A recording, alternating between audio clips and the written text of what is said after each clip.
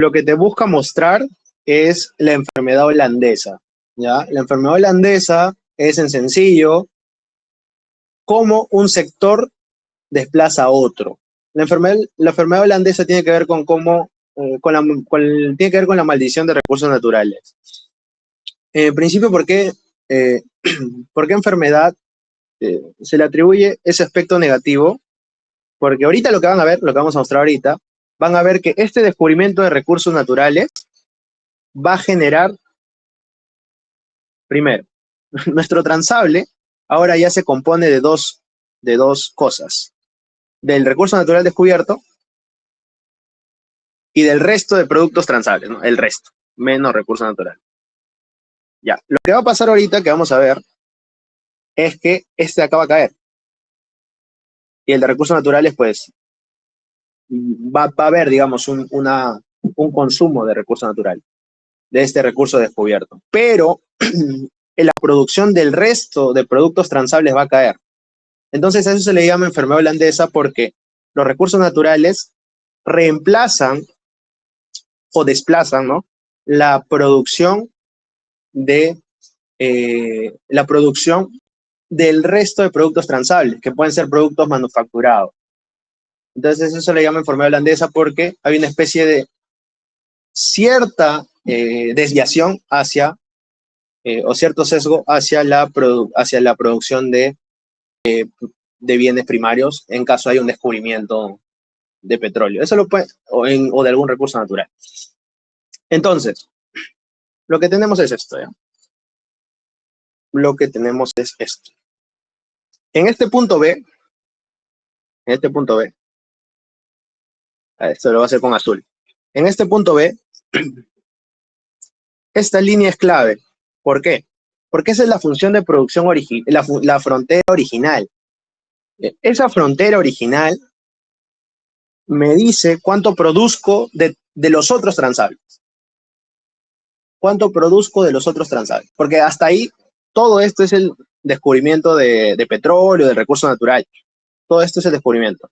Entonces, la frontera anterior no tiene incorporado eso. Entonces, este de acá va a ser lo que producía del resto de transables. Le voy a poner menos R, ya, menos recurso natural. Muy bien. Y este de acá, este nuevo, va a ser el nuevo total de transables. Entonces, ese va a ser el nuevo total de transables. Entonces, básicamente esto va a ser Q sub 0. Va a ser Q sub 0. Es decir, va a ser el descubrimiento va a ser la producción del recurso natural. Transable, ¿no? El que se ha descubierto. Entonces, miren lo que ha pasado. Chequen lo que ha pasado. Inicialmente en el punto A, toda esta producción de transables era solo de transables ya existentes. Es decir, no existía un descubrimiento de petróleo, un descubrimiento de algún recurso minero, no existía eso. Y esa era la producción total de transables. Supongamos que todos los transables eran producto manufacturado. Ya, producto manufacturado. ¿Qué pasó cuando se descubrió el recurso natural? La frontera cambia de posición y este es el nuevo punto. Sobre la frontera anterior vemos que este sería la cantidad producida de productos manufacturados. Es decir, sin el recurso descubierto, eso sería lo que se produce ahora. Y todo esto es el descubrimiento del recurso natural. Entonces, la suma de lo que se produce de productos manufacturados o de lo que no es recurso natural descubierto más el recurso natural me da la nueva cantidad total de transables. Pero la particularidad es que cayó la producción del resto de transables, productos manufacturados hemos dicho, cayó porque inicialmente era Qt sub 0, cayó debido o a causa del descubrimiento de petróleo o de un recurso natural. Y ahí a eso se le llama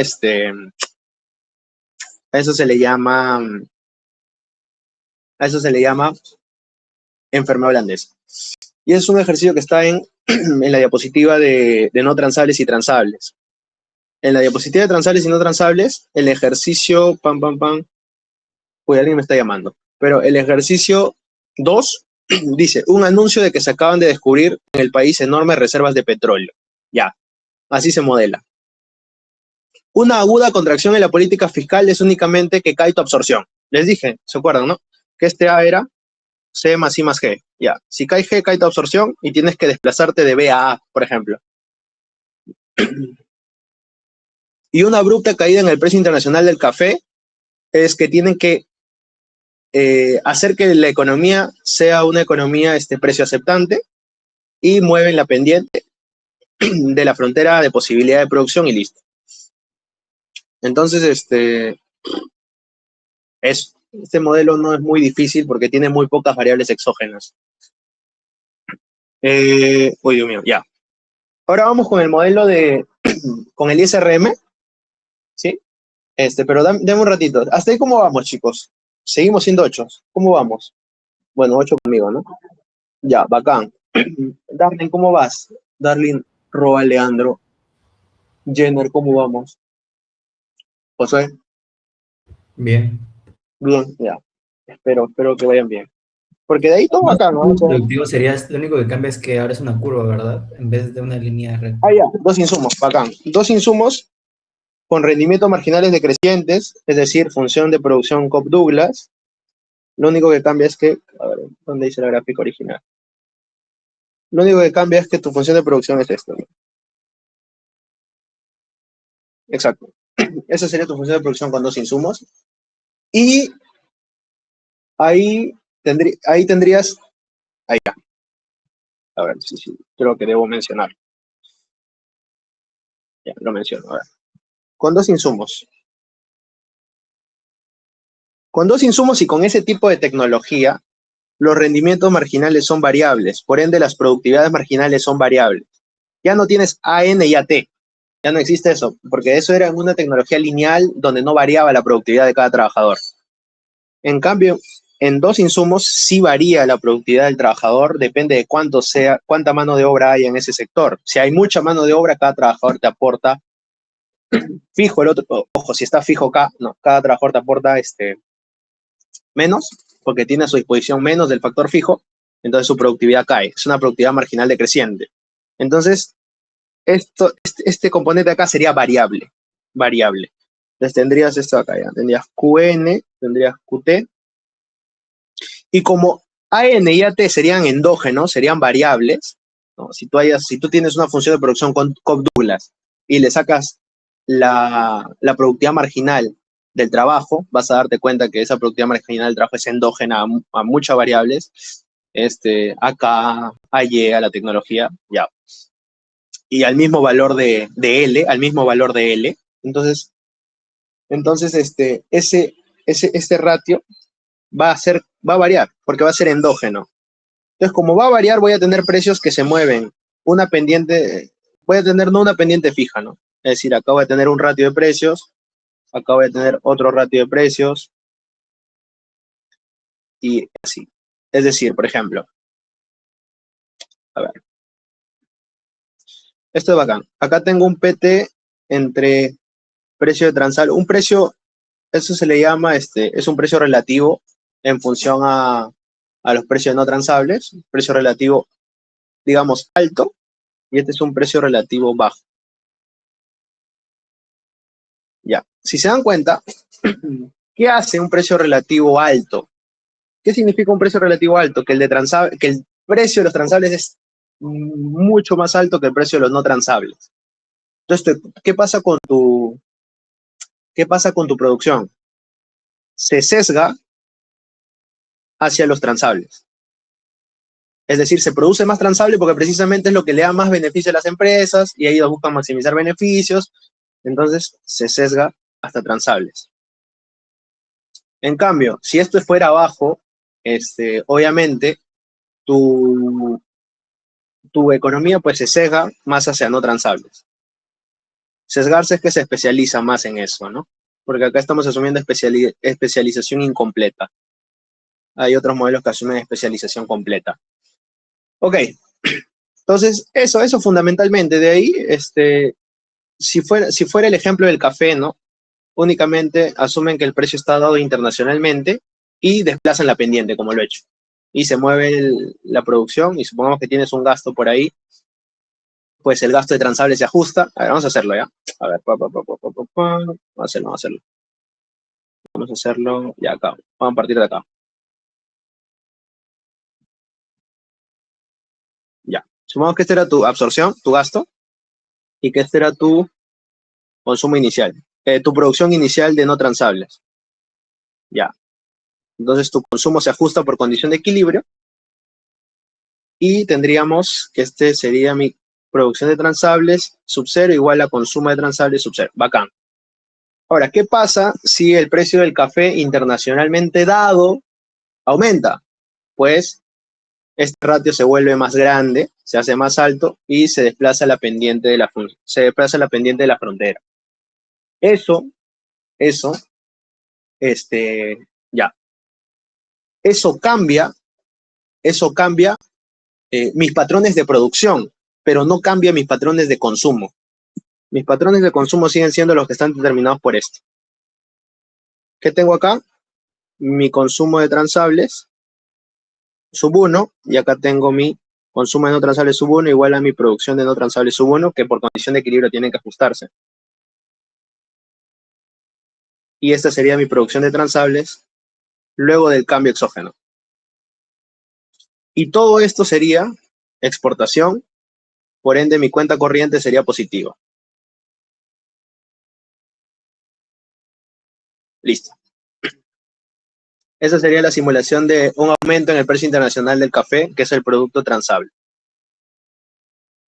¿Dónde qué pasó? Pues cayó mi consumo de transable, aumentó mi producción de transable, y cayó mi consumo y producción de no transables. Y obviamente, bueno, el ratio de precios está exógenamente dado, ¿no? Ahí no hay mucho que decir. Y la mano de obra se mantiene. Ahora, lógicamente, ¿no? Que ha habido una reasignación de mano de obra, ¿no? Más para el sector transable que para el sector no transable. Y eso, Josué. Josué. Listo, eso sería lo del café, ¿no? Un aumento del precio internacional de un producto transable. Ya. Ahora, ¿cómo mido el PBI? Porque hay otro ejercicio que te dice, ¿no? ¿Cómo mido el PBI? ¿Cómo mido el PBI? Pues cuando tienes esto siempre asumes un numerario. A ver, un numerario es un precio que usas como un precio base para pasar todas las variables nominales a variable real. Por ejemplo, si yo quiero hallar el PBI, que es la cantidad total producida, yo quiero medir el PBI en términos del precio de los no transables. Entonces tengo esto. Cantidad de no transables más la cantidad de transables por el precio de transables entre el precio de no transables. A ver, acá me falta esto. Ya. Entonces, ese sería mi PBI. Claro, ese sería mi PBI con un solo insumo. Ese sería mi PBI. Bueno, con uno o dos insumos, no importa, porque todo está metido dentro de la producción, ¿no? Dentro del Q. Ese sería el valor del PBI en términos de los precios de los bienes no transables. De los bienes no transables. Sí, aunque yo creo que es con precio, da un ratito. Precio no transable.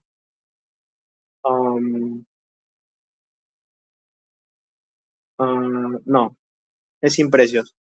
Ya, está bien, es así. Estoy buscando cantidad, estoy buscando variable real. Entonces, esto simplemente es una conversión para poder comparar la cantidad transable con la cantidad no transable. Entonces, tengo básicamente la cantidad de no transables y la cantidad de transables pasada a valor real, ¿no? Por eso está el monto, lo paso a valor real y ya tengo la cantidad de transables en valor real y tengo el PBI real.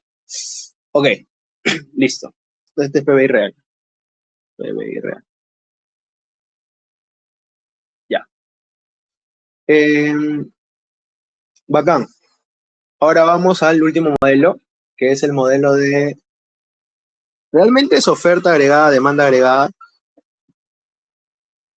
de ISRM, ISRPM, ¿no? Ahora, ¿dónde está el tema? En que acá yo he visto 3 diapositivas con 3 formas distintas de preguntar. La más fácil, ya que yo también he visto la diapo que me han pasado, la más fácil es la diapositiva 5. ¿Por qué? Porque en la 5 lo único que tienes que hacer es reemplazar valores. En el ejercicio 1 reemplazas valores, en el ejercicio 2 que está en la... A ver si lo comparto para que puedan verlo. Luego voy a traer un poquito de agua y seguimos, ¿ya? A ver. Esta es la diapo. La 4, la 5 y la 6. Esta es la 4, que simplemente es entender el mercado de bienes para poder entender la IS. Si entiendes la IS, que es la que está, a ver, que es la que está acá abajo, ¿no? A ver, ¿dónde está? ¿Listo? Acá está, ya. Básicamente, si entiendes la 4, la diapo 4, entiendes la IS. Nada más, solo la IS. Si entiendes la diapo 4, espérense, perdón, ya. Si entiendes la diapo 5, acá te habla de la regla de política monetaria. Entonces ya estás preparado en IS-RPM para el modelo, para esta diapositiva. Y acá también te explica la paridad de interés descubierta. O sea, ya tienes el modelo IS-RPM paridad descubierta. O sea, lo que básicamente te hacen la diapo 4 y la diapo 5 es prepararte para que puedas entender el modelo de la diapo 6. Y acá lo único que agrega es la demanda agregada y pues la oferta agregada ya la has definido acá. Ya la has definido acá. Ya la has definido acá. Entonces, les digo para que más o menos entiendan la secuencialidad, ¿no? Incluso acá te pone, estas son las 5 ecuaciones, de las cuales esta se explica en la diapositiva 5, esta se explica en la diapositiva 4, esta se explica acá, esta se explica en la diapositiva 4, y esta también se explica en la diapositiva 4. O sea, si tú entiendes las diapos anteriores, ya tienes este modelo listo. Y simulas esto nada más. Ok, entonces tenemos que partir desde aquí. Y ahí es lo que básicamente vamos a hacer ahorita. La matemática acá tiene errores, porque linealiza algunas cosas que no se deben linealizar, pero siguiendo el paso correcto se llega a lo mismo. Entonces es lo que más o menos quiero plasmar ahorita, ¿ya? Entonces, voy a tomar agua y vuelvo, ¿ya? Un ratito, chicos. A ver, podemos dar 5 minutos. Diego, confírmame, ¿se postergó el aplazado o en qué estamos? Ah, sí, se postergó el aplazado. Ah, sí. Uy, qué bacán. Ya, bacán. Ya, ya. Ya, me voy a dormir. No, mentira, ya. Ahorita vuelvo, chicos. Chévere, chévere. Ahorita vuelvo.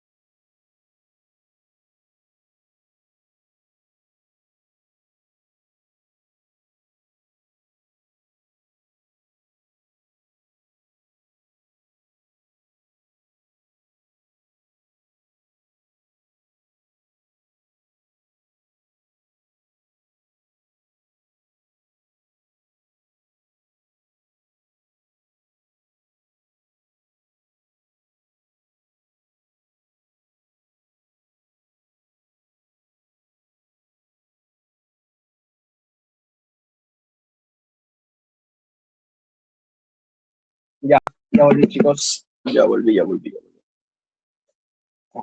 Ya, volvimos.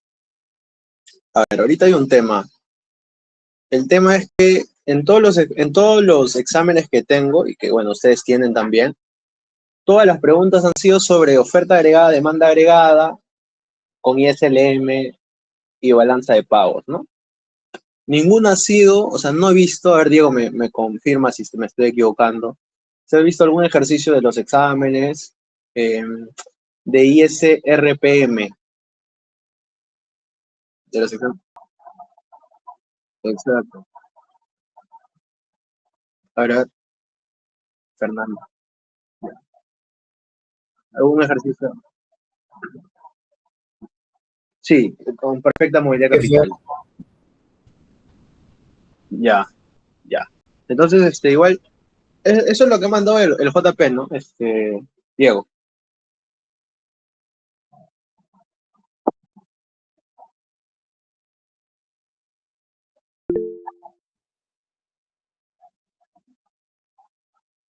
Ya, está bien, perfecto.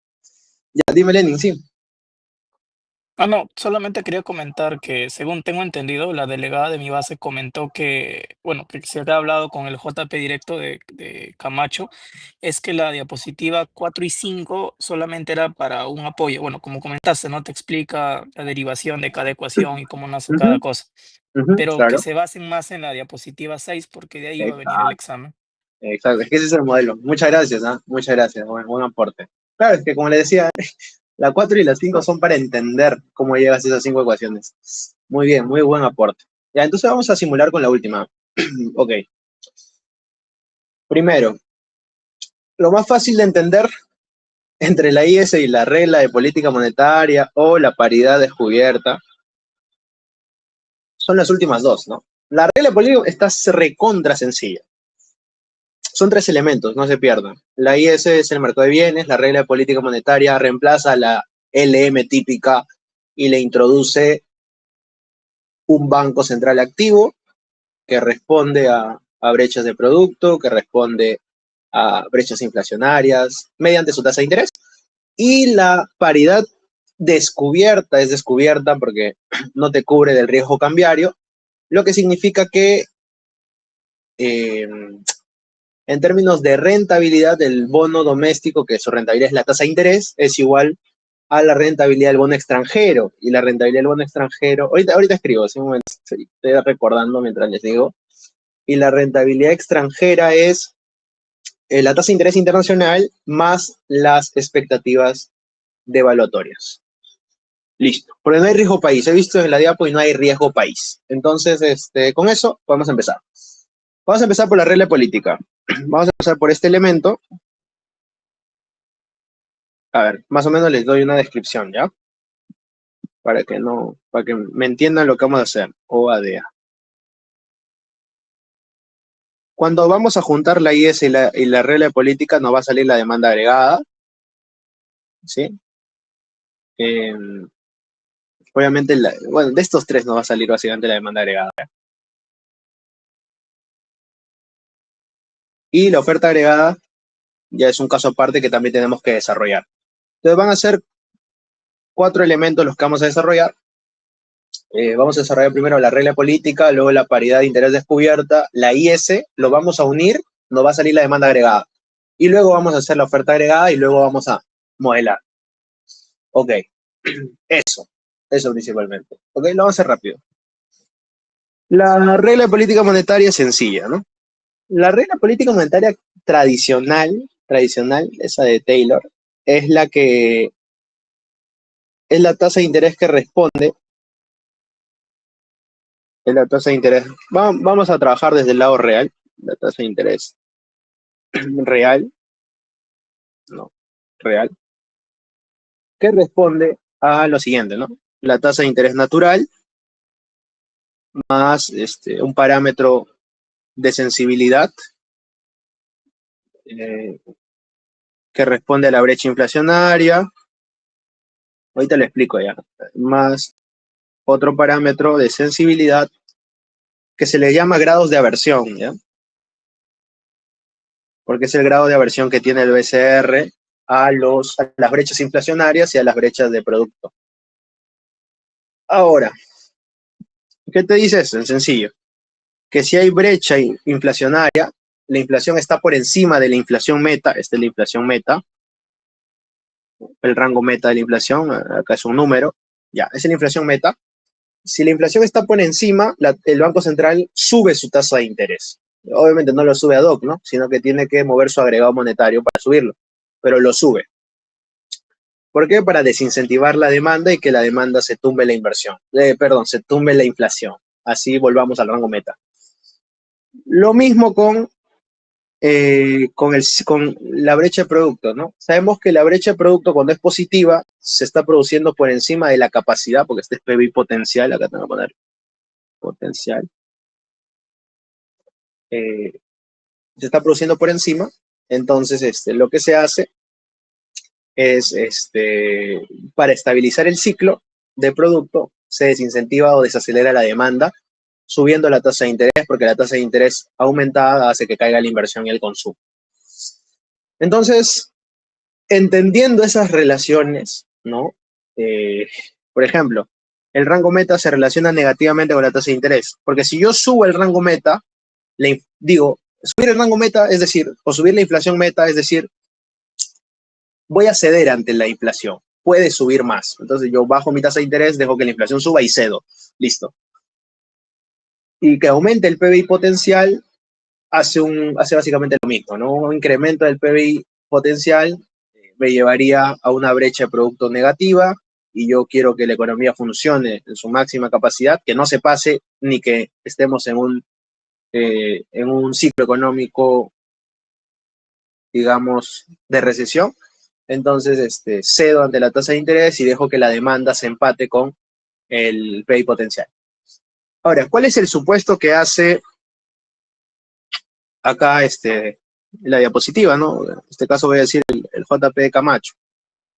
Supone que la tasa de interés neutral o natural es igual a la tasa de interés foránea internacional. ¿Sí? F es foráneo, o sea, y él acá usa bastante esta nomenclatura cuando repasen, ¿no? Porque tienen bastante tiempo para repasar. La tasa de interés es igual a la tasa de interés foránea, beta sub 0, la brecha inflacionaria, beta sub 1 y la brecha de producto. Muy bien. Listo. Ahora, argumenta, ¿no?, que esta regla de política monetaria no es precisa, es poco realista. ¿Por qué? Porque es como que si el banco respondiera automáticamente a las brechas y no existe ese factor que se llama indexación. Es decir, puede que ahorita, por ejemplo, la inflación se dispare, haya hiperinflación y mi tasa de interés se ajusta lo suficiente para bajar la hiperinflación. Pero se ignora ese factor de que la tasa de interés generalmente replica o no se aleja tanto de la tasa de interés pasada, del periodo pasado, ¿no? Es decir, si hoy tengo una tasa de interés, no es que mañana la tasa de interés vaya a ser súper elevada, ¿no? Al menos tiene que haber algún grado de indexación, que la tasa de interés de mañana semeje o no se aleje tanto de la tasa de interés de hoy. Entonces, ¿cómo hace eso a nivel modelo?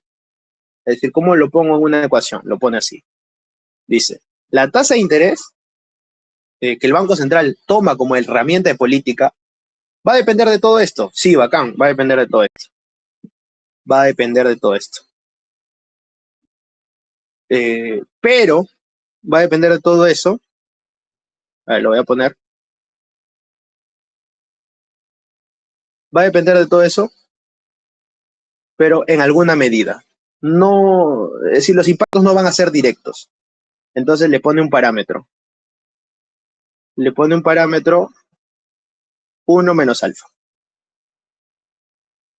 ¿Qué pues? O sea, esto de 1 menos alfa y alfa, porque acá va a aparecer otra variable, que va también a ser relevante para la decisión de cómo el banco mueve su tasa de interés. Puedes poner acá alfa y acá 1 menos alfa, y acá 1 menos alfa, o viceversa, ¿ya? Pero básicamente son ponderadores. Te ponderan qué variable tiene más importancia para el Banco Central. Entonces acá el Banco Central considera la regla de política monetaria lo Taylor, pero adiciona ese factor de indexación, que la tasa de interés de hoy no se aleja de la tasa de interés de ayer en alguna medida. En alguna medida. Los cambios son poco abruptos, lo llama acá. ¿Ok? Eso. Entonces, listo, tenemos eso. Y obviamente alfa tiene que ser menor a 1 y eso, ¿no? Elementalmente eso. Y de ahí ya sale tu regla de política monetaria. Pues. Tu IS, tu IS, tu LM, siempre eran la relación entre la tasa de interés y el nivel de producto. Que obviamente acá va a ser positiva. ¿Por qué? Porque a más producto me alejo del ciclo, me alejo del estado estacionario, me alejo del PBI potencial, me alejo de la tendencia de largo plazo, porque estos valores son tendencia de largo plazo. Bueno, al menos en su forma natural, son tendencias de largo plazo.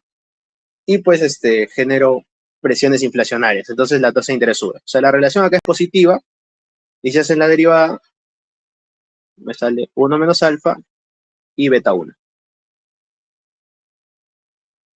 Listo. Esa es la pendiente de la regla de política monetaria y se grafica positivamente en el eje RY. Sencillo, recontra fácil. Al menos inicialmente nos vamos a quedar con esta va a ser la ecuación 1. Listo. Ahora vamos con la IS. Listo. La IS es el mercado de bienes, esencialmente, ¿ya? Esencialmente es el mercado de bienes. Si alfa 0 vuelve, a ver, uy, muy buena, muy buena, muy buena, muy buena, muy buena. Sí, si alfa 0, el Banco Central no toma en importancia a la tasa de interés del periodo pasado y simplemente volvemos a la regla de Taylor anterior. Exacto. Esta se le llama regla de Taylor con suavizamiento. No es directo el impacto que tienen los estímulos de brecha inflacionaria y de brecha de productos sobre mi decisión de mover la tasa de política monetaria. Eso, exactamente. Muy bien, entonces vayamos con la IS, ¿ya? La IS siempre parte de la igualdad entre ingreso y demanda agregada. ¿Sí? PBI igual a demanda agregada. Tenemos consumo más inversión más gasto. El gasto siempre en su naturaleza exógena. No depende de nada, está dado.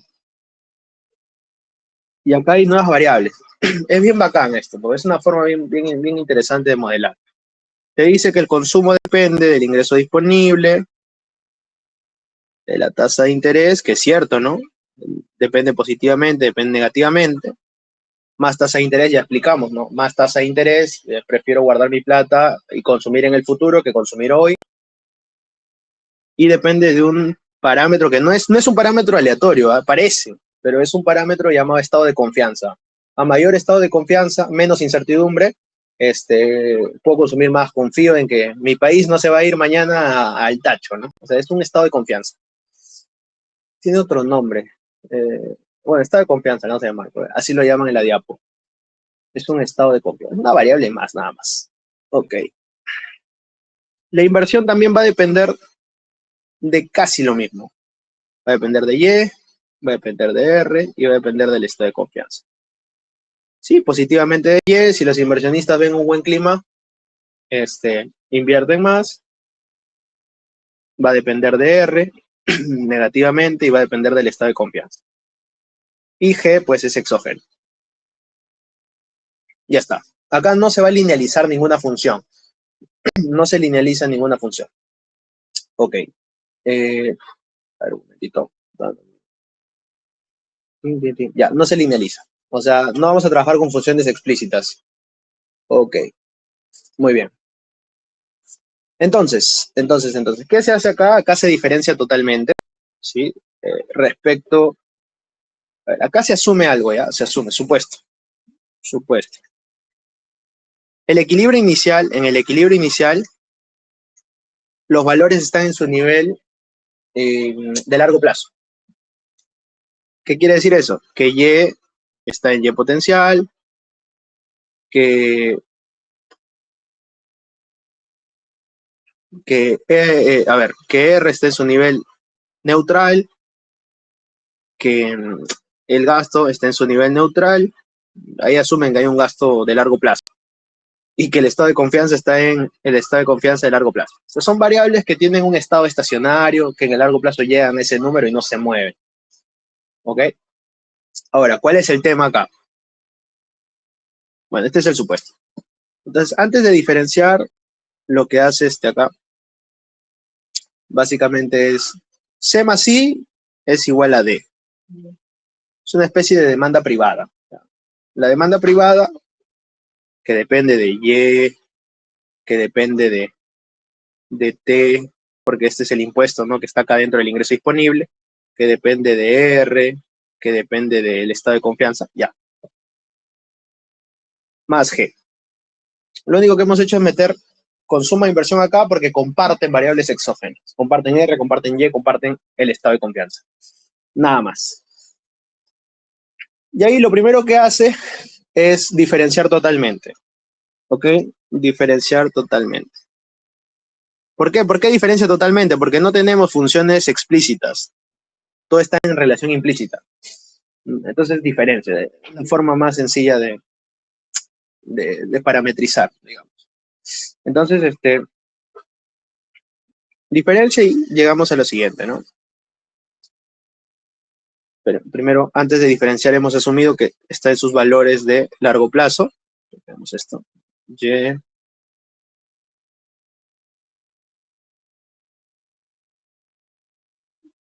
Ya. Hemos asumido que está en su valor de largo plazo. Bacán. Ahora sí, diferenciamos. Ahora sí, diferenciamos. Y llegamos a lo siguiente, ¿ya? Llegamos a lo siguiente. Y de Y igual a... Sacan derivadas parciales nada más respecto a cada variable y la suman, ¿ya? De Y más... Diferencia solo respecto a las variables que tienen tendencia a largo plazo.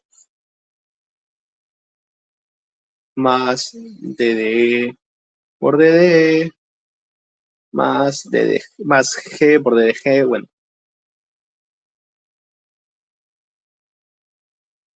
Ya. Entonces, uy, un momento. No, perdón. Un momento. A ver, G por DDG. Espérame. Un momentito. Momento.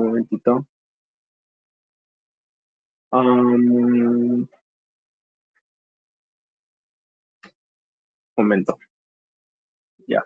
No está bien, está diferenciando bien, ya. Ya. Entonces, hasta ahí bacán.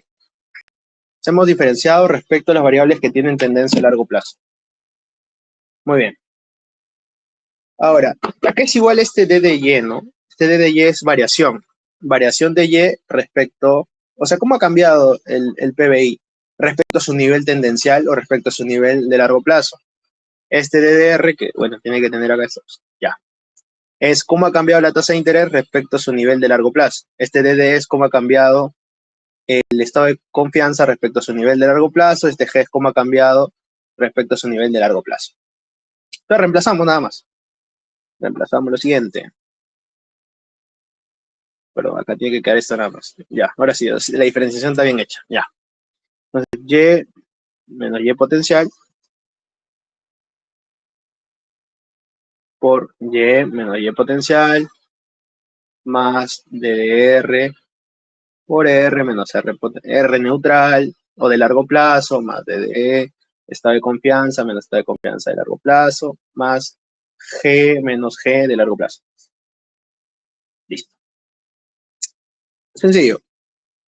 Hasta ahí bacán. Hasta ahí lo que hemos hecho es definir la igualdad del mercado de bienes en economía cerrada primero para ya tener un marco y luego le metemos la economía abierta. Luego hemos juntado todo en D, que es demanda privada o gasto privado. Luego hemos diferenciado totalmente respecto a sus niveles de largo plazo. Muy bien. Ahora, pasamos esto acá, al otro lado, y nos queda y por y menos y potencial por 1 menos t de y. Igual a ddr. Todo esto es matemática, sí, o sea, es arreglos, artificios, derivaciones, nada más. Lo van a ver, ¿ya?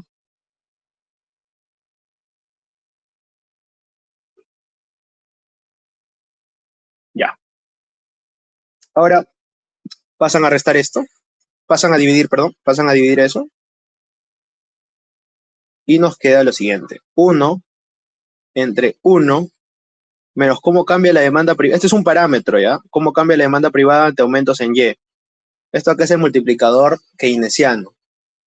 Así lo dice la diapositiva y, en efecto, perdón, todo esto es el multiplicador keynesiano. Esto en particular es esto de acá. C por 1 menos T. Ahorita lo definimos mejor para que no haya problema. Pero este es el multiplicador keynesiano. S1 entre 1 menos C por 1 menos T, ¿ya? Menos B, que son los parámetros habituales. Este es el multiplicador keynesiano. Luego tenemos, copiamos lo mismo. Todo esto acá copiamos lo mismo.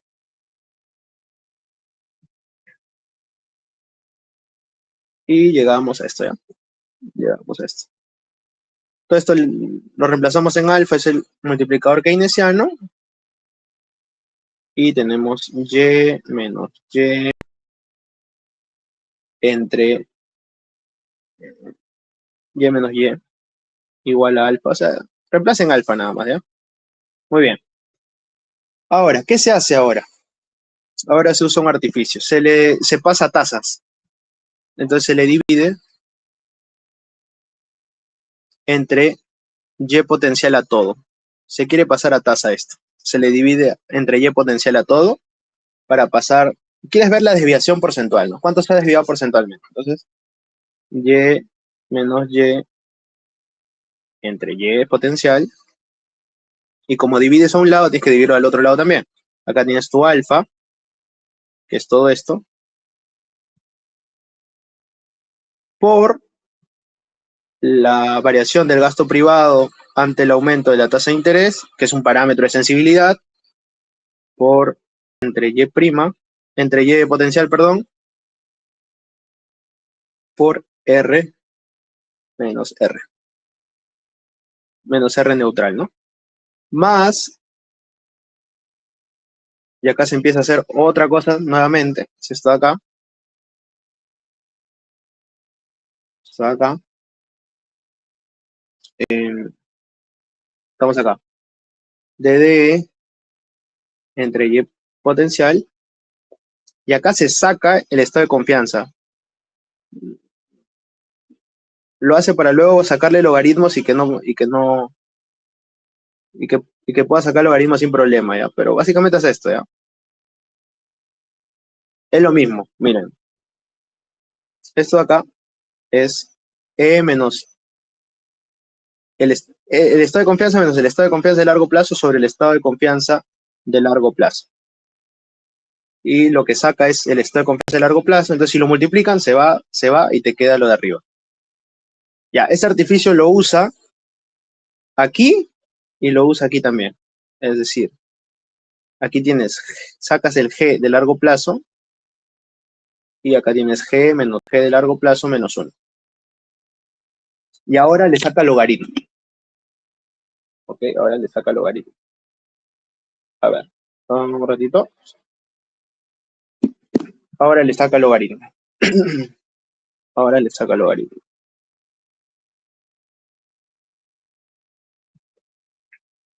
Básicamente tienes esto, ¿no?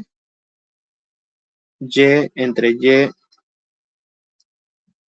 Esto va a ser menos 1. Acá ya tenemos el menos 1 explícito y acá, entonces lo ponemos acá también, ¿no?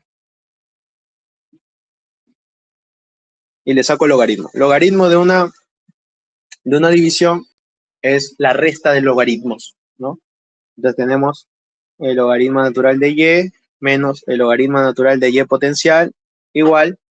Y lo propio hago con todo. Bueno, A la tasa de interés no le afecta porque es una tasa, pero sí afecta a las variables que no son tasas, sino a las variables que están, por ejemplo, acá. Y acá también. Entonces, los linealizas y te queda básicamente esto, ¿ya? Te queda el alfa.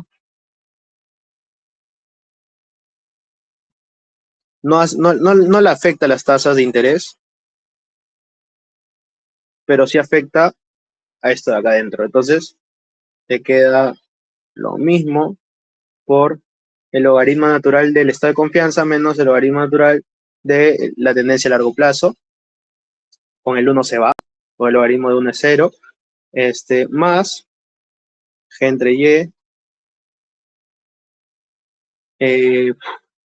por logaritmo natural de g menos logaritmo natural de g. Y llegas a esta expresión. Entonces, ¿qué hemos hecho? Hasta ahora lo que hemos hecho es diferenciar totalmente respecto a los valores de largo plazo, dividir entre y potencial y los linealizar. Aplicar logaritmos, ¿no? Se le llama. Muy bien. Entonces, los logaritmos siempre se reemplazan con letra minúscula. Este es el y logaritmo. Este es el logaritmo natural de y. Eso pasa en la diapositiva. Y pues lo mismo hace con g. Y se llega a, por fin, la IS. Por fin llega la IS. ¿Cuál es la IS? Esta de acá.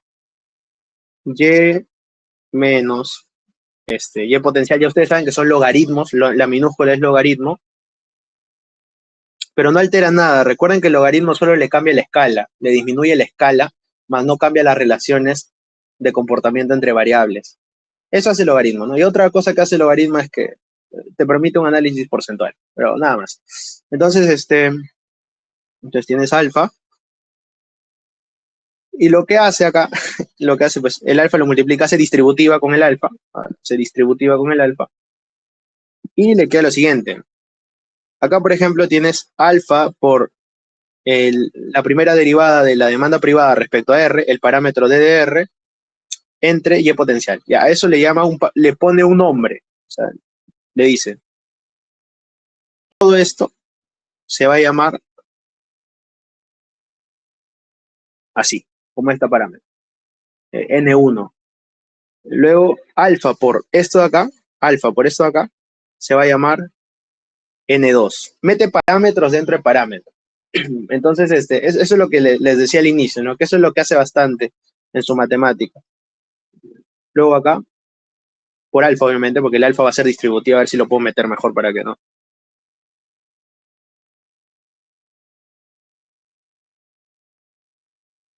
Ya. Esto acá. Esto, perdón. Este no es N2. Este es N2, perdón. Este es N2. Y a todo esto de acá, que bueno, son variables de menor relevancia, porque es el estado de confianza, ¿no? No es una variable muy usada. Lo llama mu. Está. Ok. Entonces, ¿cómo queda reescrita mi IS, ¿no? Mi equilibrio del mercado de bienes? Queda así. N1 por la desviación de la tasa de interés respecto a su nivel neutral. A ver. Esperen un ratito. Ya vi. O sea, si usted revisa la diapo ahí hace un artificio medio raro, pero bueno, lo hace, pues, ¿qué vamos a hacer? Con la matemática se puede reordenar como se pueda, ¿no? Ok. Este va a ser N1 y este va a ser N2, ¿ya? Para que no confundirlos con la nomenclatura de la diapo. Ya, entonces tenemos N1 por G menos el gasto de largo plazo, que son variables en logaritmo, ya, listo. Que no va a afectar nada, simplemente lo digo. Debería ser más N2 por R menos R. menos R neutral, ¿cierto? Debería ser así, pero para mostrar, allá, pero lo que él hace, ¿no? Para mostrar la relación negativa entre la tasa de interés y en este caso el PBI, ¿no? La tasa de interés y el PBI, lo que hace es, este acá DDR tiene signo negativo, implícito, ¿no? Porque cuando aumenta la tasa de interés se cae mi consumo y se cae mi inversión, se cae mi demanda privada. Entonces lo que hace es le saca el signo, le saca el signo, le saca el signo, y este se queda con su naturaleza positiva, y todo esto lo llama N2, entonces N2 ahora tiene un signo negativo adelante. Todo esto más mu, ya. ¿Ok? Soy muy malo con las letras griegas, Dios mío, ya, no me acuerdo ni cómo se llama. Ya, este N1 no es N1, creo que es ETA, no me acuerdo, ya, en fin.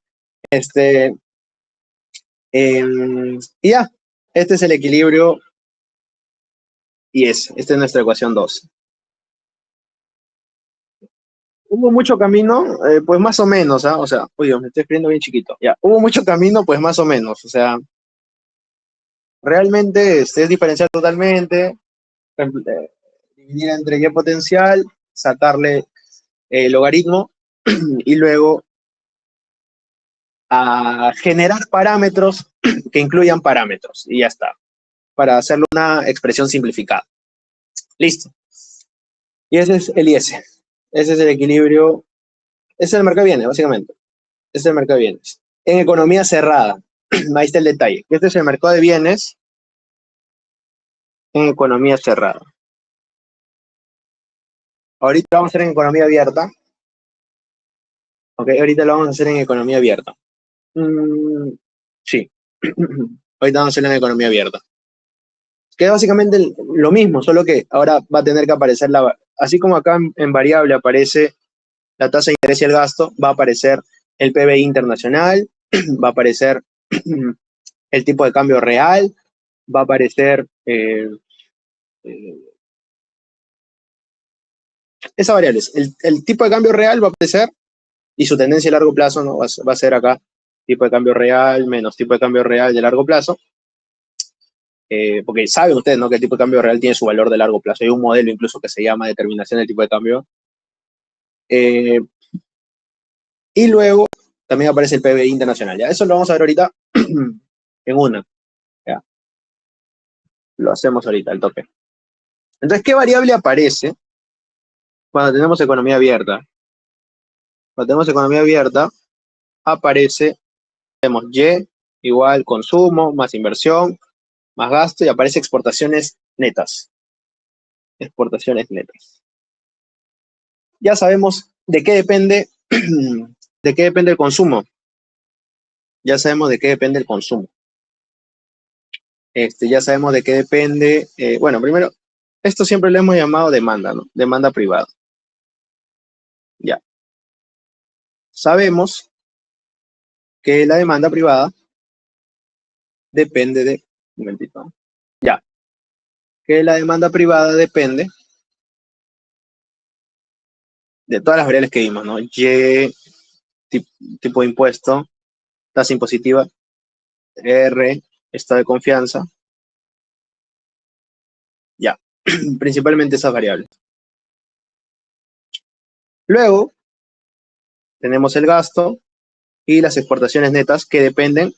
Ya ustedes saben de qué dependen las exportaciones netas, ¿no? Las exportaciones dependen del PBI de nuestro país, dependen del tipo de cambio real, el tipo de cambio real a su vez depende del precio internacional, depende del precio doméstico,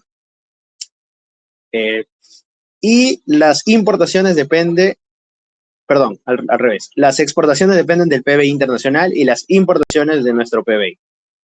Entonces tenemos acá primero el PBI internacional foráneo, nuestro PBI, tenemos el estado de confianza, que también afecta, y tenemos el tipo de cambio real. Este R de arriba va a ser real.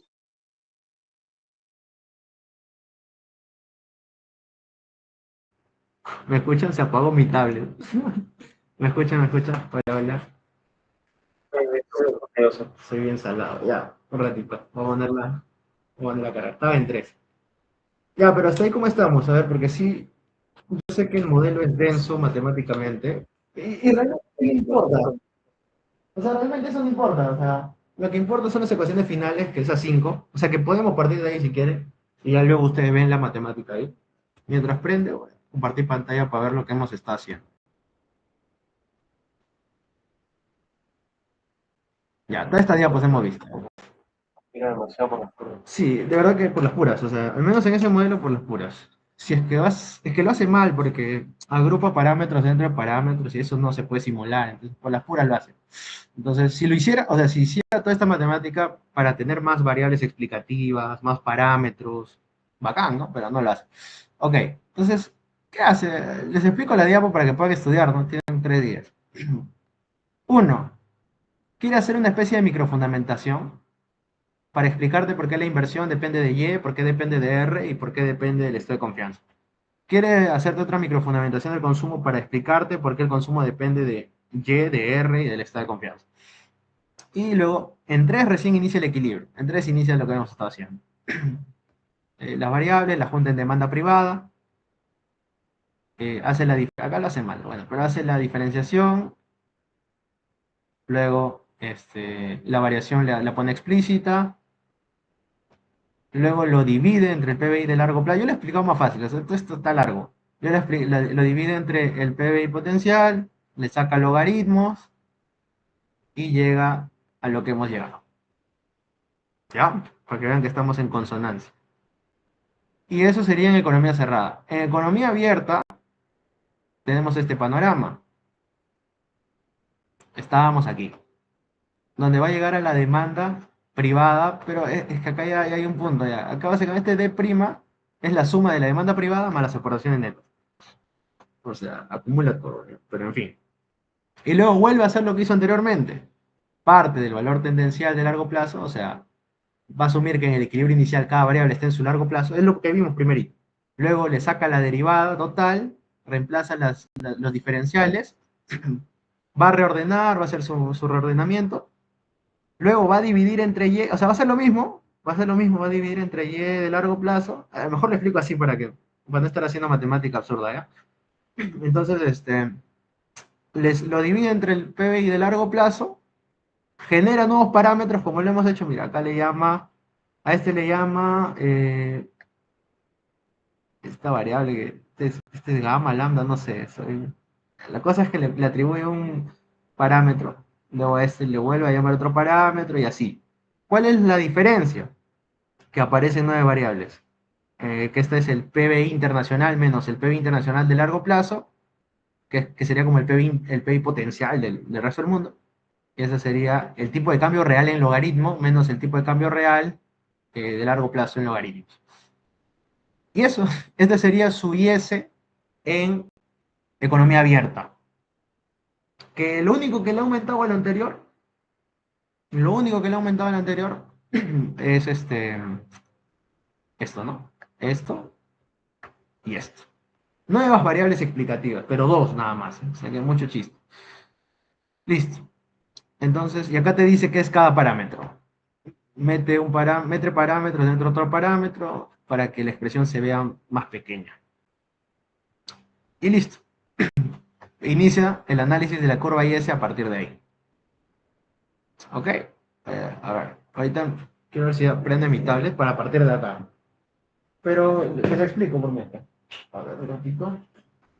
Un ratito. Ya. ¿Ahí entienden todas las variables? O sea, ahí tenemos, mira, la brecha de producto. Tenemos la brecha de producto. Me avisan, ¿ya? Acá tenemos la brecha de producto. Tenemos un parámetro que va a relacionar el tipo de cambio real. Si se dan cuenta, este tipo de cambio real, si sube la brecha de producto. Y está bien, ¿no? Porque recuerden que la relación, asumiendo Marshall-Lerner, que saben que es que la balanza comercial aumenta, perdón, que si aumenta el tipo de cambio, la balanza comercial aumenta, o sea, las exportaciones netas aumentan, y si aumentan las exportaciones netas, tiene que aumentar mi PBI. Ya, asumiendo Marshall-Lerner, acá, por ejemplo, si sube el tipo de cambio real, sube mi PBI. Porque la brecha, o sea, piensen en la brecha como una diferencia, pero este no se mueve, pues. Para que esto suba, solo el Y es la variable de ajuste. Listo. Acá la tasa de interés es la misma lógica de siempre, afecta, más tasa de interés afecta consumo, afecta inversión y hace que se caiga el PBI. Con el gasto la relación es directa, con el PBI internacional te da más exportaciones y más exportaciones aumentan las exportaciones netas y hace que suba Y, listo, relación positiva. Y con el estado de confianza, más estado de confianza o más nivel de confianza, más Y. Sencillo. Luego, ¿qué hace acá? Esta es la ecuación de paridad de compra. La ecuación de paridad por de compra. A ver, eso está por acá. Hasta esta ya pues yo le explico bien, piola. Voy a robar materia. Ya, a ver, aquí, aquí tenemos esto de acá, ¿no? El tipo de cambio real. Usted sabe que el tipo de cambio real es igual al tipo de cambio nominal por el precio internacional entre el precio doméstico. Comparas los precios de dos canastas. El precio de la canasta extranjera valorizada a nuestro precio, ¿no? Por eso se llama, por eso se le multiplica por el tipo de cambio, entre el precio de la canasta doméstica. Es una especie, parece término de intercambio, pero no es término de intercambio. Ya está aprendiendo mi tal. ¿Ok? Solo quiero explicarles acá para acelerar. Y porque se me apagó. Ya, entonces acá lo que le sacas es logaritmos. Logaritmo de una división es resta y logaritmo de una multiplicación es suma. Por eso acabas multiplicando. Las variables en minúsculas son logaritmos, les dije. Logaritmo, el logaritmo del tipo de cambio nominal más el logaritmo del precio internacional menos el logaritmo del precio. Todo esto es igual al tipo de cambio real. Luego le saca su rezago, es decir, lo mismo que se cumple acá, se cumple en el periodo pasado, resta para hallar la variación del tipo de cambio real, la variación del tipo de cambio real, y le queda lo siguiente. Perdón. Ya. Le queda lo siguiente. Le queda el precio, bueno, este es sencillo, ¿no? El precio internacional menos el precio internacional pasado, como están en logaritmos, se acerca a la inflación internacional. El precio, acá debería ser el precio actual. El precio actual menos el precio anterior se acerca a la inflación. Esta es la variación del tipo de cambio nominal, cómo cambia el tipo de cambio nominal. Y esta es pues la variación del tipo de cambio real de un periodo a otro. Entonces, yo quiero ver a qué llega. Ya.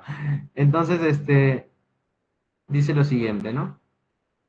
Dice lo siguiente. Dice lo siguiente.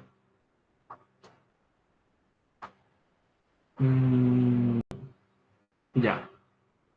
En el largo plazo, a ver, eso sí, en el largo plazo, uno no falla al predecir expectativas. Ustedes saben, en el largo plazo las expectativas no fallan, se cumplen, y en el corto plazo fallan y se reajustan, racionalmente o adaptativamente. ¿Ok? Eso lo saben. Entonces acá, en el equilibrio de largo plazo, te dice que el tipo de cambio real está en su nivel de largo plazo, por ende, hayas esto. Y esta es paridad de compra en términos reales. Ya, pero no sé qué quiso hacer con eso. A ver, bueno. Ya sé qué quiso hacer. Ya, lo que hace es esto. Esto de acá es la ecuación siempre que han visto tasa de interés igual a tasa de interés internacional, y esto es las expectativas devaluatorias, solo que está en el logaritmo. ¿Ok? Son las expectativas devaluatorias, ¿no? Este es el tipo de cambio esperado y este es el tipo de cambio actual. Esta variable existe porque cuando yo compro un activo, lo compro hoy, tengo que suponer un tipo de cambio esperado al que voy a hacer el cambio una vez que cobre los intereses de ese activo, de ese bono, por ejemplo. Compro un bono hoy, porque esta es rentabilidad del bono peruano y esta rentabilidad del bono extranjero, me va a dar una tasa de interés, pero también hay un riesgo de que se devalúe, porque yo compro el bono extranjero afuera, con dólares, y luego tengo que hacer la reconversión de dólares a soles, y por eso trato de predecir un tipo de cambio esperado, al que voy a recambiar o reconvertir los intereses, y obviamente lo que costaba el bono, el principal más los intereses, a moneda local, a sol. Entonces, por eso se llama expectativas devaluatorias, porque la tendencia es que se vaya a devaluar. Si el tipo de cambio sube, se devalúa menos, o la probabilidad de que se devalúe es menor. Listo. Entonces, eso es lo típico, ¿no? No hay riesgo país. Para que no haya riesgo país, el supuesto que se hace es que tienen igual riesgo país. Entonces se anula. Ok. Largo plazo, no quiero ver largo plazo ahorita. Acá lo que hace que es un artificio en el que resta y suma inflación esperada. ¿Por qué? Porque lo único que quiere es esta expresión de acá llevarla a términos reales. Ya, eso ya lo saben ustedes, ¿no? O sea, quiere llevar, esto es nominal, este tipo de cambio esperado nominal y este tipo de cambio nominal. Ya, lo lleva a valor real. Listo, ya, sencillo. Entonces ahora sí podemos volver y ahora sí agarro mi tablet, ya cargo un poco, a la ecuación que nos importa. A ver, ¿dónde estaba?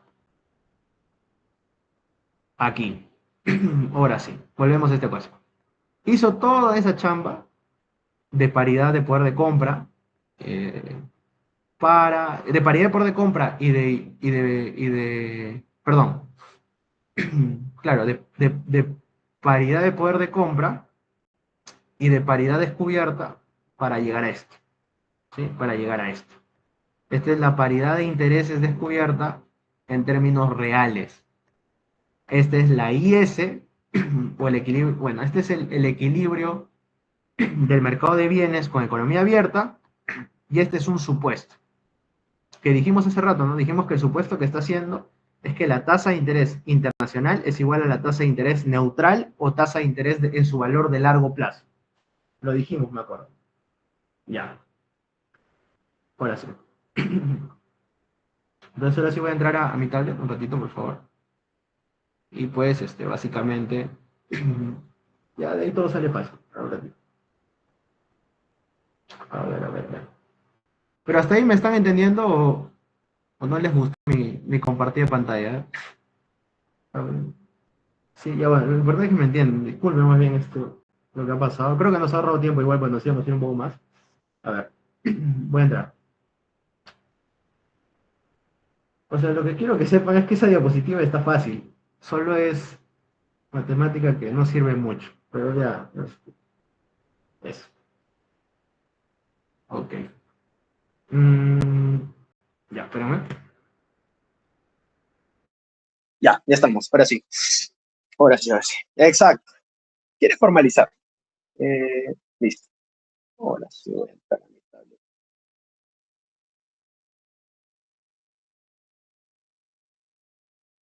Entonces, a ver.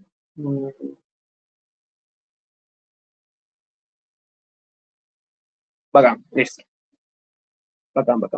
¿Se me escucha, no? Sí. Hola. Ya, chévere. Sí. Listo. Entonces, nos habíamos quedado acá. Voy a escribir las dos ecuaciones, o sea, hacen el mismo procedimiento, diferencian totalmente, bueno, ya eso no importa, ¿no? Es diferenciar totalmente, es dividir entre el y potencial y sacar logaritmos. Y llegan a esta expresión, el equilibrio de mercado de bienes con economía abierta. Ese es uno. Dos, llegan, necesitan la paridad de poder de compra y necesitan la ecuación de paridad de interés descubierta. Paridad descubierta de intereses se le llama, paridad descubierta de intereses. Y con eso se llega a la segunda ecuación. ¿Cuál es la segunda ecuación? Esta de acá. La tasa de interés real doméstica es igual a la tasa de interés real extranjera más el tipo de cambio real esperado menos el tipo de cambio real. Esa es paridad, o sea, tasa de interés internacional de expectativas de evaluatorias reales. Listo. Luego en el mercado de bienes tienes Y menos Y potencial igual a un parámetro de sensibilidad que te relaciona tasa de interés real con su nivel de largo plazo, son brechas, estas son brechas, desviaciones. Acá la otra variable es la tasa de interés, la otra variable es el gasto de gobierno, la otra variable es el PBI internacional. Ya explicamos la lógica de por qué se relaciona positiva negativamente. Y el logaritmo natural del estado de confianza. Listo. Son las dos ecuaciones que tenemos. Muy bien. Habíamos asumido, muy bien, ya está, eso ya está. Entonces lo que vamos a hacer es lo siguiente. A continuación vamos a hacer lo siguiente. Vamos a hacer lo siguiente. Habíamos dicho que está acá, ¿no? En su nivel natural, en su nivel de largo plazo es igual a esto. ¿Dónde habíamos dicho eso? Lo habíamos dicho en la regla de política monetaria. ¿Se acuerdan? Acá. En su nivel de largo plazo habíamos puesto la tasa de interés internacional. Es un supuesto que ya venimos arrastrando. Entonces ahora lo reemplazamos. Y listo. Simplemente despejamos y lo metemos en la primera ecuación. Metemos esta ecuación 3 en esta ecuación 2. A través de este canal. Ya. Lo metemos, hacen la matemática y les va a quedar la curva IS, por fin. La curva IS que incluye, o sea, paridad de intereses descubierta, que incluye el supuesto de que se cumpla la paridad de poder de compra, y asume un equilibrio, bueno, un mercado de bienes abierto, ¿no? Ya. Entonces te queda esta curva IS. O sea, hacen la matemática, reemplazan 3 en 2, que eso no es lo importante, pero bueno, ya. Y llegan a esta función IS. Esto acá, Y1, la tasa de interés real esperada, perdón, el tipo de cambio real esperado menos el tipo de cambio real de largo plazo, más Y3, el gasto menos el gasto de largo plazo en logaritmos, más el parámetro 4, tasa de interés internacional menos el PBI internacional menos el PBI internacional de largo plazo,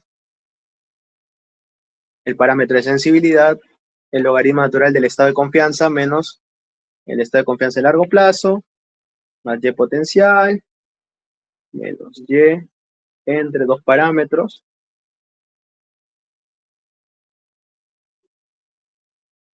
Y todo esto sobre lo mismo. O sea, todo esto sobre simplemente se separa Y del resto para poder ver que la relación es negativa y la pendiente de la curva IS es esta, ¿no? Menos 1 entre dos parámetros.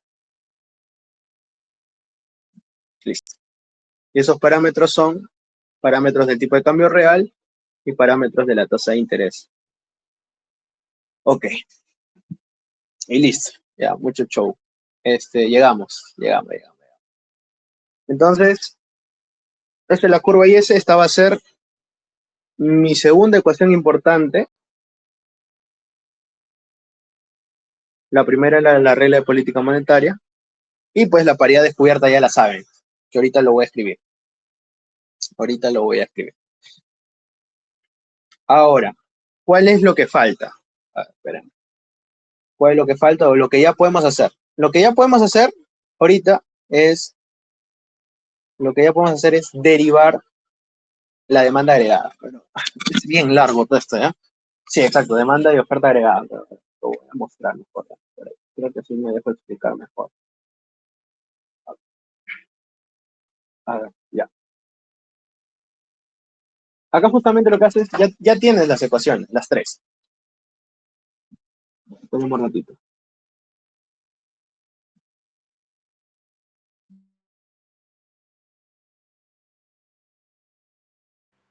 Ya.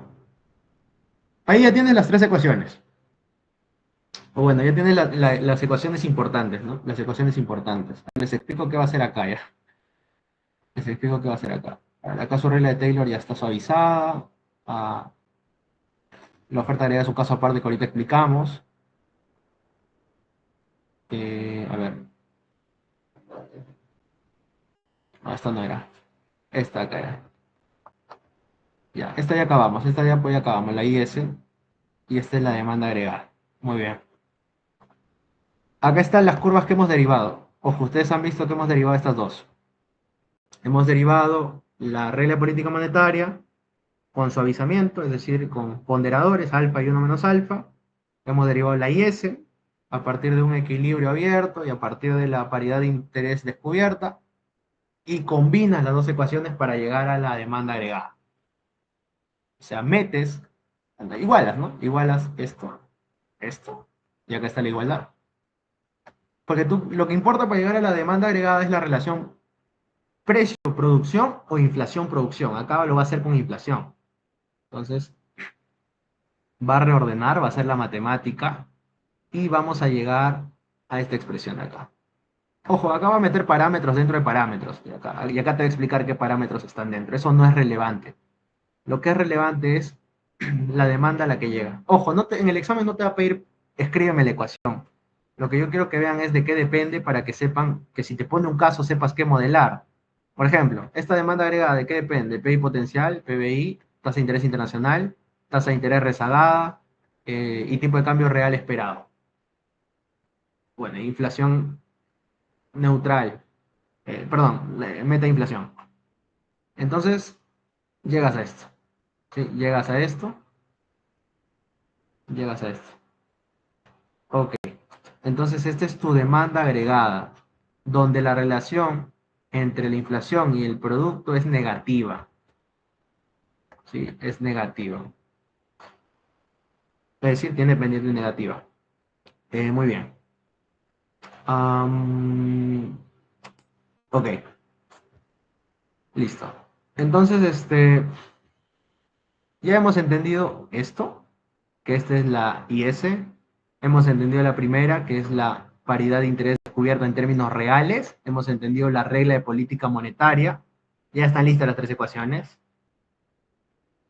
Hemos llegado a la demanda agregada. Este es AD, demanda agregada. Y esta es la oferta agregada. Esta es la oferta agregada que se deriva de acá. Esto es un rollazo, pero acá se deriva, ¿ya? Esto es un rollazo. Básicamente lo que importa es que un trabajador recibe utilidad, es decir, utilidad es satisfacción, ¿no? Es la utilidad del trabajador. Cuando trabaja, ¿ok? Cuando trabaja, esto les puedo explicar detalladamente, pero ya, básicamente, si tú estás trabajando, si trabajas, esta es esta es una probabilidad de que trabajes. Es una probabilidad. Ya. Si tú estás trabajando, vas a recibir el salario en términos reales, ¿no? O sea, esa va a ser tu utilidad, tu salario en términos reales. Por eso lo divides entre precio esperado.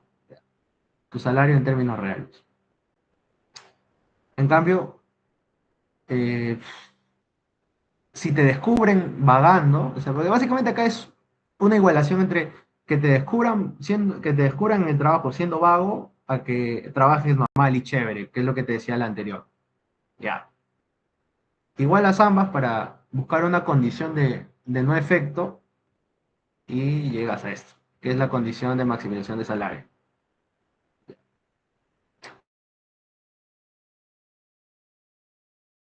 Luego metes nueva probabilidad de ser despedido o no. Puedo explicarlo bien, pero no es relevante. No es relevante. La idea es la siguiente, ¿ya? Que luego de esta igualdad de no efecto, va a añadirle algo. En caso de que el trabajador no consiga trabajo, o sea, luego de ser despedido por la probabilidad de uno menos u, ¿ok? Esto es bacán, mira. Ustedes saben que es la esperanza matemática, no quiero confundirlo, ¿no? Pero básicamente es el valor de la es la probabilidad multiplicada por el, digamos, es la probabilidad multiplicada por el elemento, ¿no? Por el posible resultado. Entonces acá, si yo encuentro un nuevo trabajo y no vago, voy a recibir mi ingreso real esperado, que es lo que les decía, ¿no? Ahora, pero yo tengo una probabilidad de no encontrar trabajo. En ese caso, el Estado me va a dar un beneficio social me va a dar un bonito, BE. Entonces lo que estoy hallando acá es mi utilidad esperada. La utilidad esperada con una probabilidad, esta es la probabilidad uno menos U, es la probabilidad de que me despidan, perdón, de encontrar un nuevo trabajo. U es la probabilidad de que me despidan o de no conseguir trabajo. Lo interno acá es la probabilidad de que yo me esfuerce mientras trabajo. Y esto es, perdón, no es, claro, la probabilidad, este uno menos mu es la probabilidad de que yo me esfuerce. Este es el salario real y este es el bono o el beneficio por desempleo, seguro de desempleo en términos reales. Entonces, ¿qué estoy haciendo? Mi utilidad esperada está ponderando lo que recibo si tengo trabajo con lo que recibo si no tengo trabajo. Y está dando un promedio, porque esta es la probabilidad de que yo reciba esto, de que yo tenga trabajo, y este U es la probabilidad de que yo no encuentre trabajo. Entonces está dando un promedio ponderado y ya, pues, ahí es la utilidad esperada. Por eso es una utilidad esperada. Es como sacarle la esperanza matemática. A ver, ¿qué más? Bueno, o sea, realmente todo parte de ahí.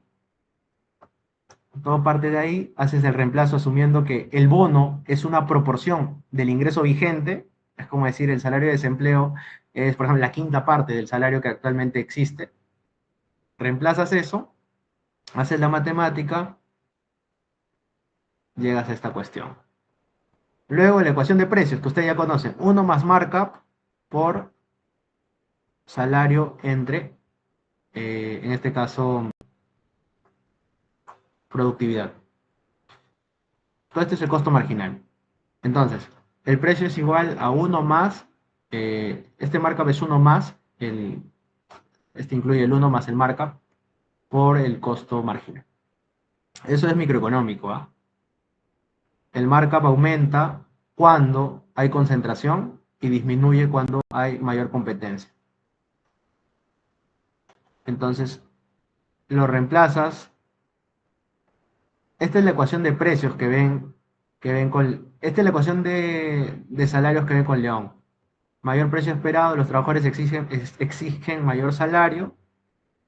Si son más productivos, exigen mayor salario.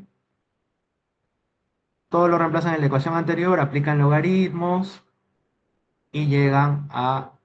Luego, le meten la curva de Phillips. Para los que no saben la curva de Phillips, algunos lo ven simplemente como una relación entre inflación y desempleo o inflación y PBI sencilla.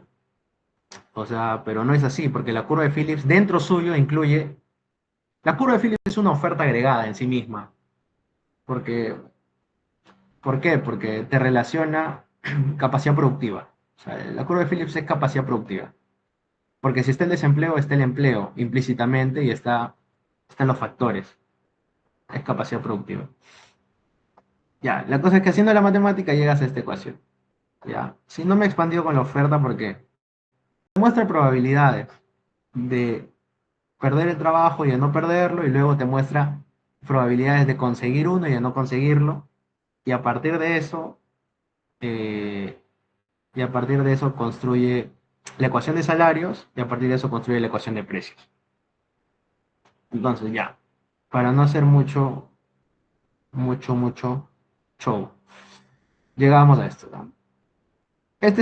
Si ustedes quieren hacerlo simple, esta es una ecuación de oferta agregada sencilla, donde eh, si la inflación esperada sube, aumenta la inflación. Eso saben por qué es, ¿no? Eso, ¿saben por qué es? Eso es por lo que pasa en el mercado laboral. Si la inflación esperada sube, piden más salarios y sube la inflación porque a mayor salario, el salario es un costo unitario para el empresario y sube el precio.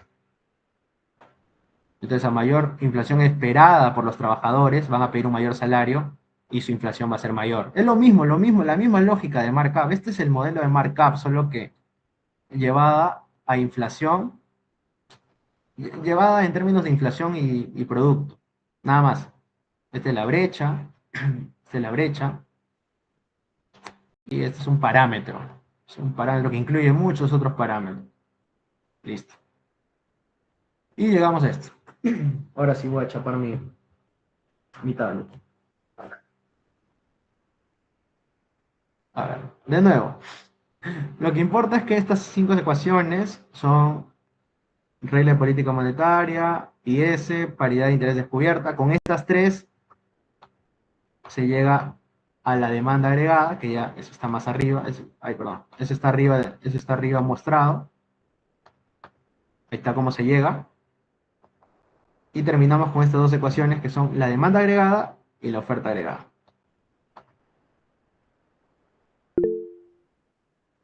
Sí, dime, Lenin. Joseph, ahí sí recomiendas aprenderte, ¿no? Las fórmulas, porque creo que derivar una por una en el examen es bastante tedioso. No, es que no lo va a preguntar. O sea, no pregunta por la matemática. Pregunta por la parte lógica que no cambia de los modelos que ustedes han visto y pregunta por la parte gráfica. O sea, el aplazado no... Sus exámenes finales han visto. A ver sus exámenes finales. A ver, ¿dónde está? Acá, por ejemplo, todo era gráfica y lógicamente, gráfica y lógicamente,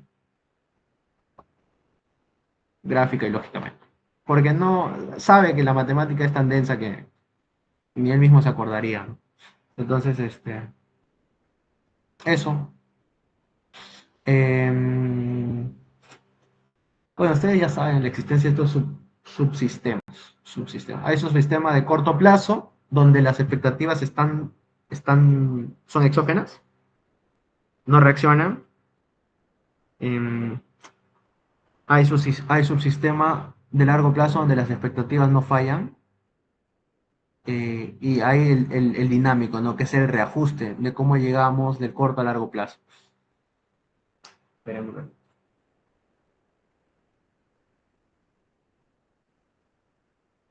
A ver. Ya. Hasta ahí quiero opiniones, porque está aprendiendo mi tablet. Esta parte sí fue un poquito estresante, ¿no? Porque sí, es que León no lo trabaja en términos de inflación y producción, lo trabaja en términos de precio y producción. Entonces no tienes que hacer tanto para llegar al IFA. Es mucho más sencillo. Es mucho más sencillo. Pero bueno, ya. Lo importante es la parte final. Solo quería que cuando repasen, no sé, para que vean las variables explicativas, lo único que importa es ver las variables explicativas, porque tú vas a simular en función de las variables explicativas. No importa nada más. Ok. Espera, a ver. Sí, dice que gana o pierde poder de mercado. ¿A qué se refiere eso? Porque Ah, hay ya, un problema que te muestra explico eso. porque justo hay una pregunta acá. Justo hay una pregunta de un examen acá. ¿Dónde estaba? Acá. En el ISL-MVP con movilidad perfecta de capitales, que te pregunta esto de acá. ¿Dónde está? Acá. Te pregunta esto. Dice. mm, Dice, Cocolonia del Norte es un país que durante muchos años ha tenido el monopolio de la exportación de cocos. O sea, la industria de cocos, que supongamos es el único bien que existe en la economía, o sea, estos modelos suelen asumir que solo existe un bien, no es como en transables y no transables, sino hay un único bien, ya. Eh, Menciona que surge un nuevo competidor, que es Colonia del Sur, ya. Entonces, ahora son más productores, digamos, de cocos, ahora hay más competencia, y todo eso lo tiene que mostrar la demanda agregada. O sea, todo eso lo tiene que mostrar la demanda agregada. Entonces, ¿cuál es la solución que él hace es que sube. Espérame. Ah, ya, acá lo hace mal también, pero ya. El tema es el siguiente, ¿ya? El tema es el siguiente. Porque el markup debería caer. El markup debe caer. El tema es el siguiente, que esta variable de acá, voy a tener que revisar. Ya. Acá no se observa. Acá no lo observas. Pero acá en S, seguramente, está el margen de beneficio, el markup. El markup es lo que la empresa decide ganar, las empresas deciden ganar cuando no actúan como empresas competitivas perfectamente. Cuando no son empresas de competencia perfecta, cuando no son precio aceptantes, sino que tienen un poder de mercado, un poder de influencia sobre el precio. Ahora, ¿qué les da poder de mercado? Es que yo de microeconomía les puedo hablar un montón, pero ahorita no sé si les sirva. A la empresa lo que le da poder de mercado, uno, es una mejor tecnología relativa. Otra, que tenga información sobre los competidores. Dime, Diego, aceleramos para ver. Podría ser los tipos de bienes que produce. Si tiene diferente. El tipo de bien en términos de calidad y, y los tipos de bienes en términos de variedad. O sea, claro, muy bien. O sea, si tiene calidad, mejor calidad y si tiene variedad, eso lo puede diferenciar del resto de empresas y le puede dar mayor poder de mercado. Por ejemplo, no es lo mismo. Déjame pensar. Claro, claro, a ver. Por ejemplo, ¿no? Si hoy día, ¿no? Central, restaurante número uno, creo, 2023, sube sus platos, ¿no? Sube los precios de sus experiencias ¿en qué? En 20%. O sea, la gente va a seguir yendo, ¿no? Igualito. Si hoy día tu vecina a la que le compras su menú sube sus precios en 50%, ya no vas a volver a ir, ¿no? Entonces, uno tiene poder de mercado y el otro no. Ahí precisamente por la calidad de su producto. Ok, listo, ya. Genial. Es que la calidad de producto está metida en la tecnología. Por eso habla de tecnología, ya. Está bien. Es micro. Muy bien. Bien. Estas son las ecuaciones. Este es el modelo, la regla de política monetaria y ese.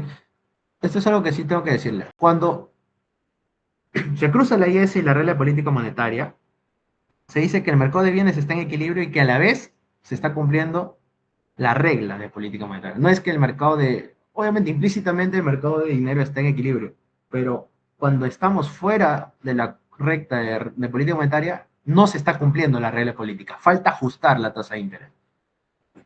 O no ha respondido la tasa de interés a algún estímulo. Por ejemplo, a la brecha de producto todavía no responde. Si es que se movió el PIB potencial, todavía no responde. Si es que se movió la inflación meta, todavía no responde. Ok. Ya a ver. ¿En qué está mi tablet? Está en 3%. Ya. Vamos a ver qué hace un ratito. Política monetaria expansiva, ya ustedes saben qué es. En este modelo, ya no pueden decirme que política monetaria expansiva es más masa monetaria o menor tasa de interés. ¿Por qué? Porque la masa monetaria es endógena y la tasa de interés es una política es una herramienta que responde a estímulos, no es una decisión arbitraria. Entonces, acá una política monetaria expansiva es dejar que la inflación objetivo suba. No sé si me entienden eso, o sea, ya acá no podemos decir que expansivo en política monetaria es más M o menor tasa de interés, porque la tasa de interés responde, hay una regla de cómo la tasa de interés se mueve y en función de esa regla el mercado, la masa monetaria, el agregado monetario responde, es endógeno. Entonces, no podemos hablar de... Acá en este caso la política monetaria expansiva es un aumento de la inflación objetivo. Puedo ceder un poco más ante la inflación. ¿Ok? Entonces ya de frente, ¿cómo lo simula? Así, ¿no? Acá está el lógico y el gráfico ya, para no perder tiempo. Si la inflación objetivo sube, se van a dar cuenta que es el modelo de León, ¿ya? Tal cual, pero lo hacemos. Si la inflación objetivo sube, yo como Banco Central, esa es una decisión que he tomado, pero tengo que materializarla. Entonces, para materializar esa decisión, bajo mi tasa de interés. Bajo mi tasa de interés. Bajo mi tasa de interés. Ahora, cuando bajo mi tasa de interés, ¿ok? Cuando bajo mi tasa de interés, lo primero que pasa es que mi bono se hace menos rentable respecto al respecto al bono internacional. Entonces, ¿qué va a pasar? Que va a salir capital. ¿Sí? Va a salir capitales. Va a salir capitales. ¿Por qué? Cuando cae la tasa de interés real. Esto es por la. Esto lo pueden ver en la ecuación de paridad descubierta, ¿no? Cae la tasa de interés. Muy bien. El bono de afuera se ve más bacán. Entonces los inversionistas van y meten divisas allá. Entonces en nuestro país hay fuga de capitales. Por eso hay exceso de demanda de divisas. La gente demanda divisas para irse afuera a invertir. Exacto, a invertir financieramente. Entonces, como está saliendo mucha divisa, siempre conecten. Después de tasa de interés, sigue la lógica del tipo de cambio. ¿Ok? Entonces, y obviamente acá implícitamente está también que sube consumo doméstico, sube inversión doméstica, pero no son los efectos principales. Entonces, sube tipo de cambio real, y ahí recién vamos al mercado de bienes, ¿no? Que suben las exportaciones netas, sube el producto, se amplía la brecha, y tenemos que sube inflación. ¿Sí? Que sube inflación. Entonces, ¿qué pasó? Mira, si ustedes piensan en este modelo así ciegos, ya ustedes saben que si esto acá, solo sabiéndolo del inicio, ya ustedes saben que si cae la tasa de interés, el PBI sube. Eso es de siempre. Y si el PBI sube, y si el PBI sube porque la demanda agregada se ha expandido, ya saben que la inflación también va a subir. Y lo del tipo de cambio simplemente es la lógica que tienen que anclar acá, ¿no? Que es la lógica de toda la vida del mercado cambiario. Entonces, o sea, se dan cuenta que es el modelo de siempre, solo que toma en cuenta la brecha y un poquito de variables adicionales. Pero es lo mismo de siempre, es lo mismo de siempre. Lo que les decía, mira, fuga de capital, luego exceso de demanda de divisas, tipo de cambio aumenta, la mayor demanda aumenta la producción, la inflación también aumenta y el Banco Central responde aumentando la tasa de interés para combatir la inflación, pero no elimina la caída inicial. Por eso acá, después de esta brecha aumentada, ya no se muestra. Listo. Y ojo, esto sí es un detalle, ¿ya? León, para simularte esto, te movía 5 o 6 curvas. Lo mismo Contreras. Acá es más simplista el análisis. ¿Sí? Es más simplista. Lo netea todo lo netea. ¿Qué hace? Primero el choque viene de inflación objetivo. El choque viene de regla de política monetaria. A ver, acá, como se va a mover la tasa de interés, porque es la herramienta del Banco Central, entonces tú dices, al mismo nivel de producción inicial, ahí es sub cero, el Banco Central decide moverse, decide poner una tasa de interés menor para ceder ante la inflación. Entonces ya sabes que se desplaza hacia la derecha, ¿no? Para tener una menor tasa de interés, tiene que desplazarse hacia la derecha. Ya, tienes este ajuste de la regla de política monetaria. Muy bien. Entonces tu regla de política monetaria, tu curva RM, lo voy a decir, tu RM o RPM se va a la derecha. Esto genera que te desequilibre el mercado de bienes, ¿no? Te desequilibre el mercado de bienes y no se cumple la paridad descubierta. ¿No? No se cumple la paridad descubierta. O sea, no se cumple nada porque está en desequilibrio el mercado de bienes y todavía no ha respondido el tipo de cambio. Entonces, ahí recién pensamos, ¿no? ¿Qué pasa a nivel local? Pues a nivel local esta caída hace que aumente la producción, porque caída de tasa de interés aumenta consumo, aumenta inversión. Pero adicionalmente, ¿qué pasa por el tipo de cambio? Cae la tasa de interés, sube, digamos, la demanda de divisas, la gente se quiere ir, la tasa de interés acá es muy barata, la rentabilidad del bono peruano muy barato, muy bajo, la gente se quiere ir, y como se quieren ir, aumenta el tipo de cambio, ¿sí? Aumenta el tipo de cambio.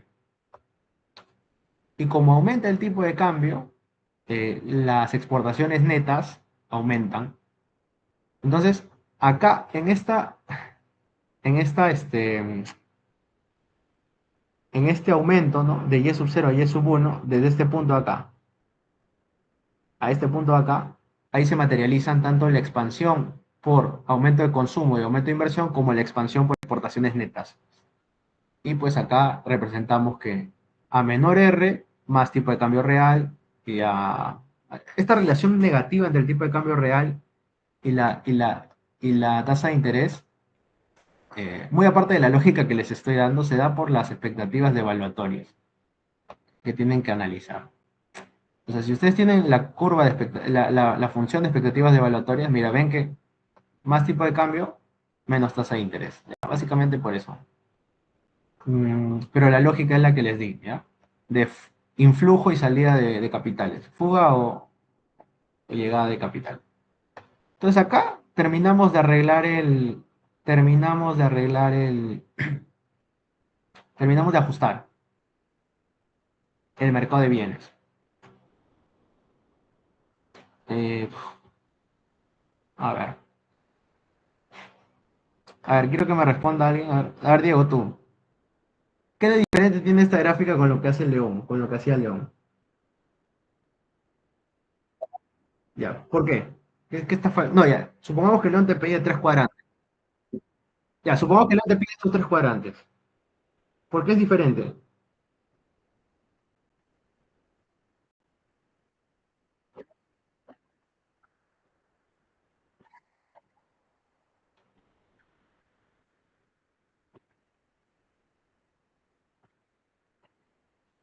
Ya. Esta es rentabilidad externa doméstica. Pero falta rentabilidad doméstica. Le pones si quieres. Le pones. Lo que falta acá en esta gráfica, que le quita esencia y lo hace más simple, es que no se modelan los desequilibrios.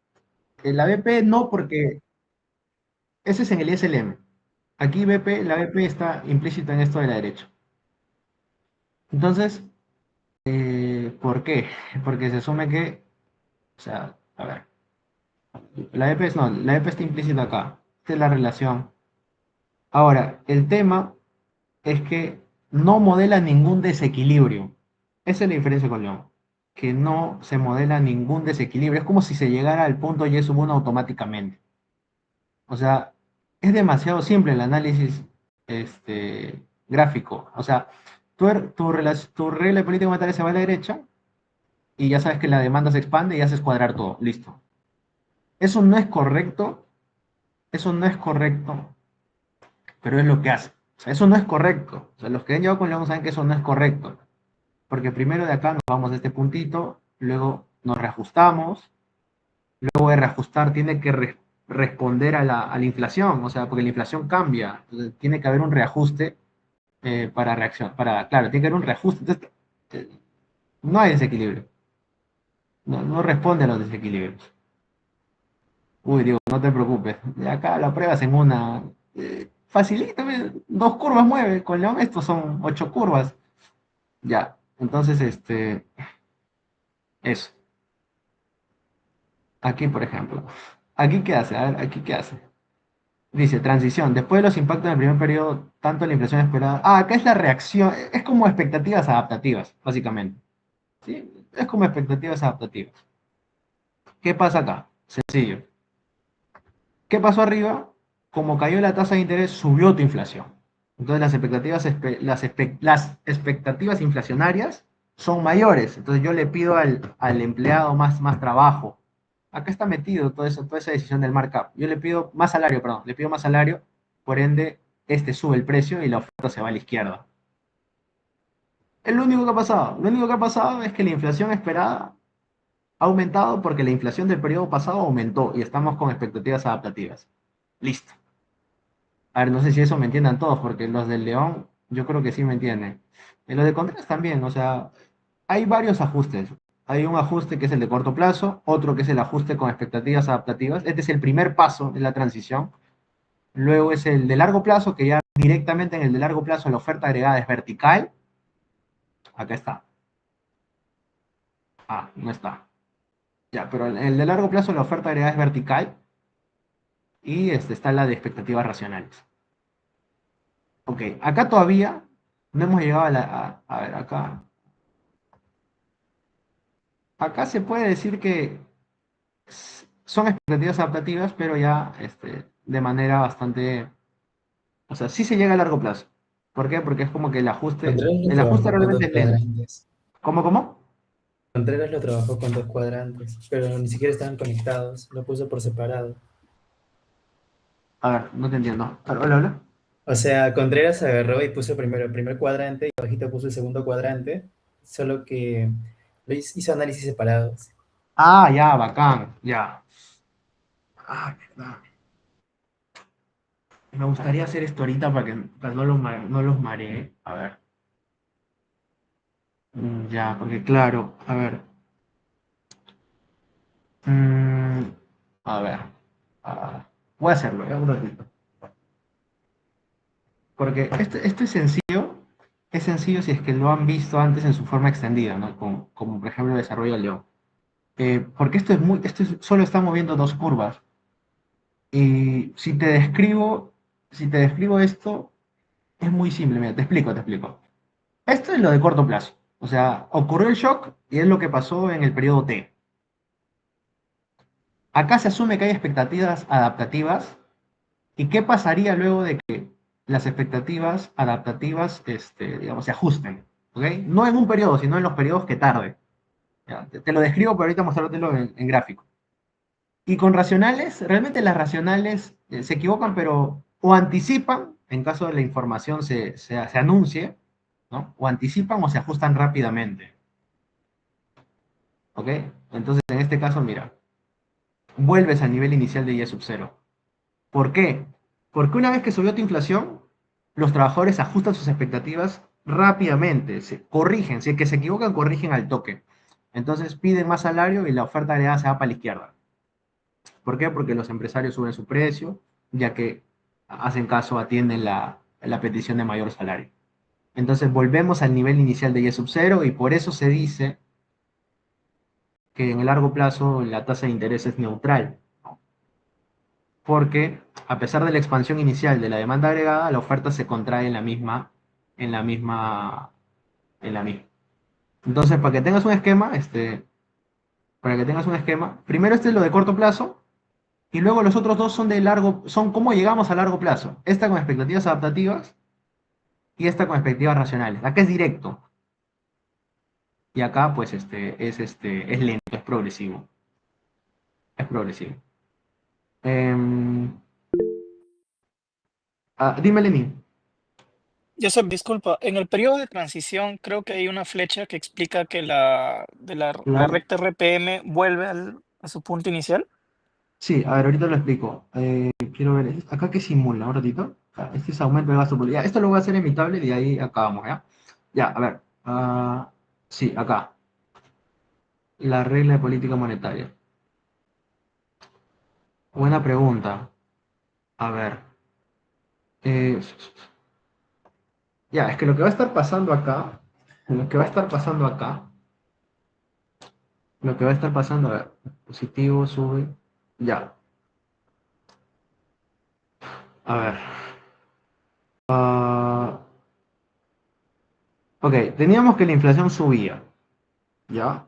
Que la inflación subía. De igual forma, la inflación va a seguir subiendo, ¿ok? Y mientras la inflación sube, ¿no? Mientras la inflación va subiendo, el Banco Central va a seguir reaccionando a esa subida inflacionaria con mayores tasas de interés, ¿ok? Y eso es algo bien bacán. A ver, déjame explicarte. Es algo bien bacán. Creo que lo que expliqué hace rato puede servir. Mira acá. La inflación para este gráfico, solo para ese primer cuadrante, es exógeno.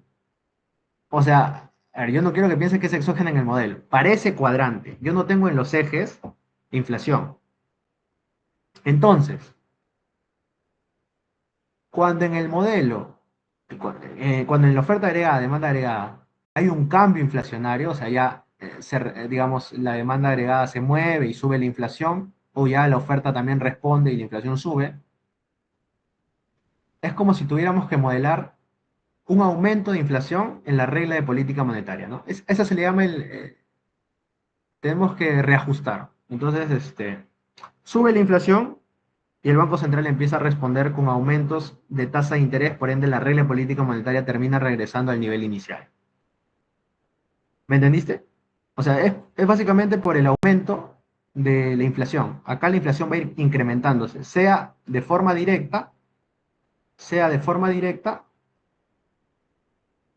eh, o aquí ya, digamos, con expectativa racional. Acá lo debe explicar, a ver, un ratito. Acá. La brecha inflacionaria cada vez se hace menos negativa por lo que el Banco Central aumenta el tipo de interés de a pocos. O sea, este desplazamiento si has visto expectativas adaptativas, este desplazamiento es uno por uno, uno por uno, uno por uno. Y la brecha inflacionaria, o sea, el tema es que la inflación va a ir creciendo. La inflación va a ir creciendo, eh, y por ese crecimiento de la inflación es que la tasa de interés se aumenta. ¿Me entendiste? ¿O dónde estás? Sí, es una reacción, ¿no?, del banco ante un aumento de las expectativas de la tasa inflacionaria. Sí, es por la propia regla de política monetaria, mira. La inflación sube, más tasa de interés. Más inflación, más tasa de interés. Es por la brecha. Recuerda que cuando hay inflación el Banco Central se asusta porque eh, su labor es estabilizar la moneda. Entonces por eso lo hemos metido en la regla, ¿no? Más inflación, el Banco Central busca desacelerar la demanda para que así no tengamos hiperinflación. Entonces reacciona con subidas progresivas de la tasa de interés. Bacán. Bacán, bacán, bacán. Entonces ya, ahora sí vamos a acabar con la política fiscal. Esto para el compañero que me hizo la pregunta hace un momento.